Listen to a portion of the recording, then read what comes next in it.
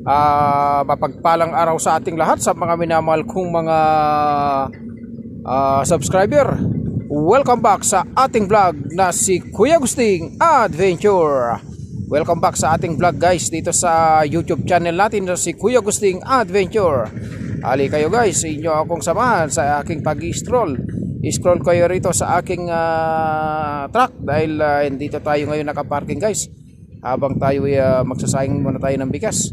I-scroll kayo rito dahil gawa ng itong aking truck ngayon napakakapal ng putik.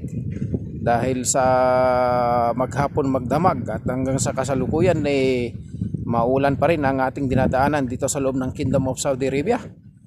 At ngayon ang klima ngayon dito kasi pabugso-bugso yung ulan. Kaya di kayo guys, inyo ako samahan at i-scroll ko kayo rito sa aking truck.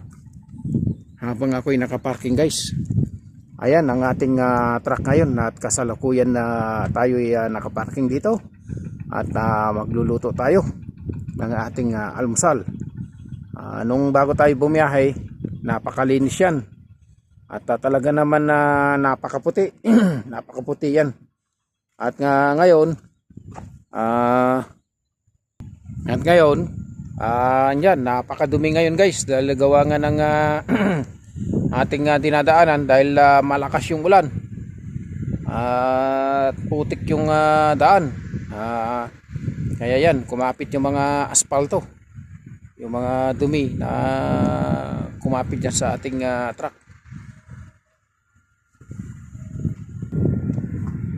Napakakapal ng dumi na ating truck. Kaya yan naman ang ating compartment.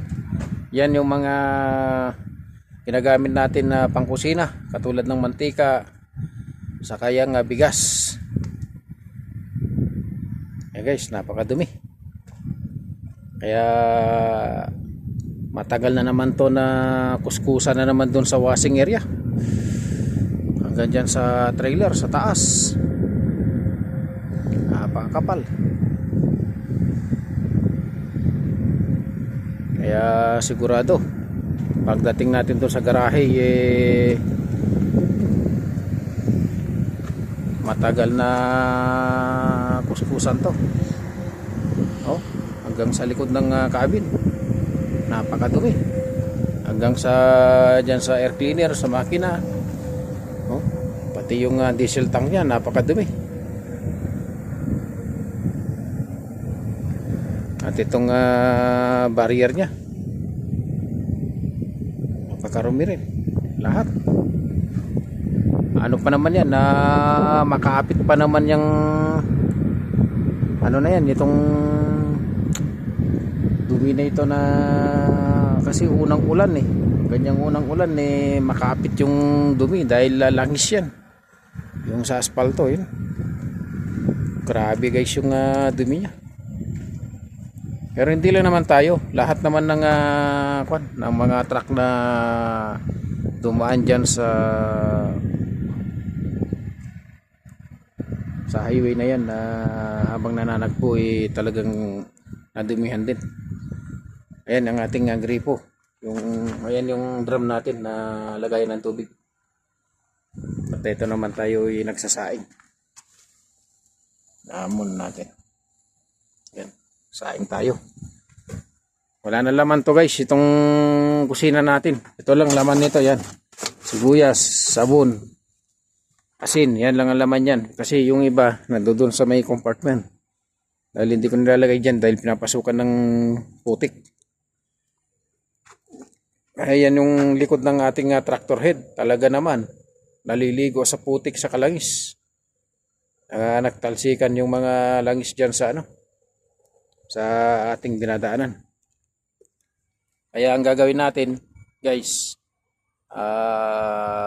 pagka-discarga natin, after finish unloading and then go there to the diesel, put loading diesel tank, and after that I go in their washing area.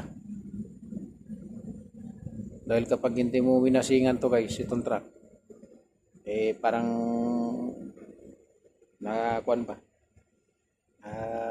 Kasi yung mga kasama natin ng mga truck driver, malilinis yung truck, kaya kailangan lagi nating winawasingan din ang ating truck para alaga ba, laging condition. Ganun. Parang tao din yan kasi guys, na kapag nag-shower ka, kailangan yung truck mo naka-shower din. Ika nga nila, di bali pangit ka na driver, basta yung truck mo malinis, magiging gwapo ka rin. So, continues to scroll. Ito guys, hanggang doon sa likod yan. Yan naman ang ating reserba. Yung reserba natin, maputik din.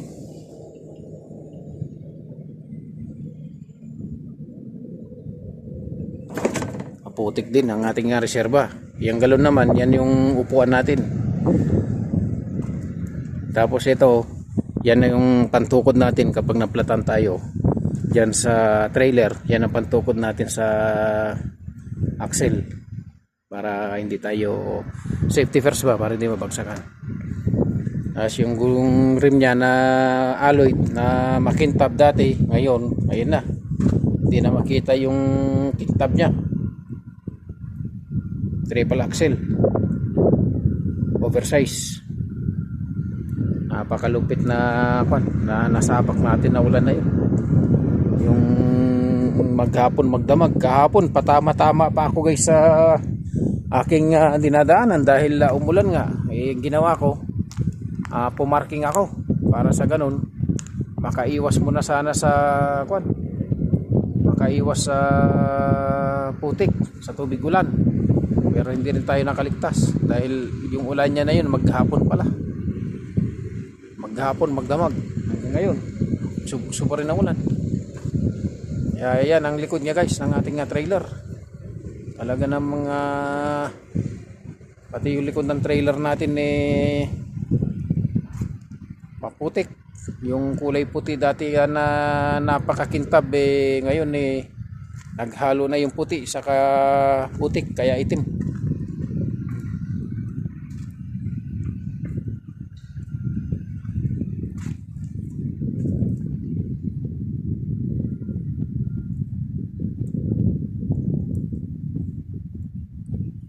Kaya ayos lang guys, ayos lang yan, kasama lahat yan kung baga sa ating trabaho. Kung marunong ka magwashing, marunong ka rin magpaputik. Ganun lang yun. Kasi kung halimbawa magpapalipas ka pa ng ulan, papatuyo ka ng daan, yung kasama mo nakarating na, ikaw nandudong ka pa rin sa kung saan ka huminto. Kaya tuloy-tuloy pa rin.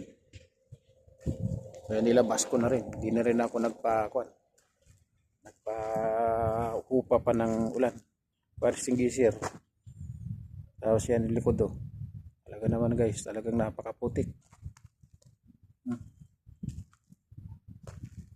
Kaya pagpasok natin mamaya ng washing area, sigurado matagal-tagal na kuskusan yan. Kasi pagpasok natin doon sa garahe, mag-refuel muna tayo ng diesel. After refuel diesel, and then go there washing bay. After finish washing bay, get the tire checklist. After get the tire checklist, if you have no problem, all tire air good, and then you go there to the spot, and then after you go there to the spot, and then you get your webel.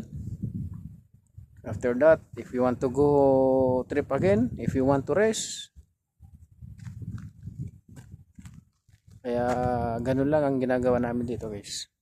Gusto mong bumiyahe lumabas, labas ka. Kung gusto mong hindi muna. Napakaputik. Kaya matagal-tagal na pagkukuskus yan. Ayan guys, yung drilling, yung oil drilling, yan yung heavy equipment na kanilang ginagamit sa pagdidrilling ng langis. At dito tayo pumarking.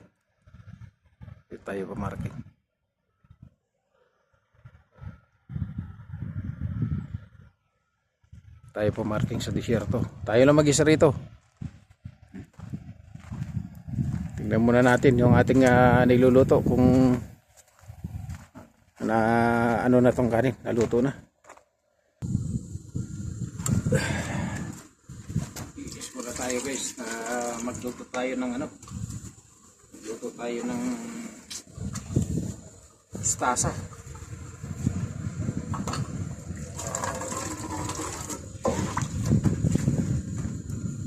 Magluto tayo ng mustasa guys. Linisin na natin.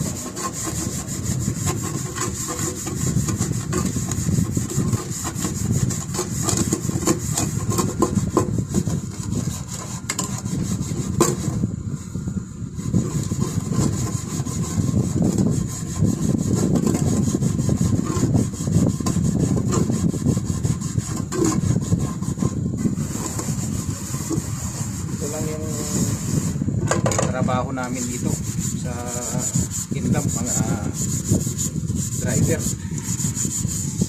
Pag naguto, tumabi ka, magluto, ano lang.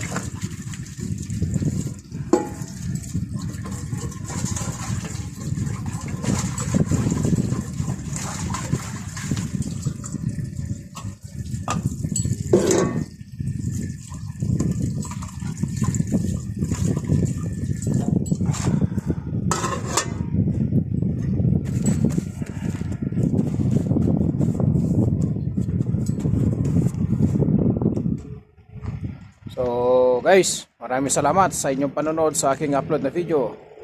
Naway nasa mabuti kayong kalagayan sa panonood palagi sa aking upload na video. Maraming salamat guys. God bless you all.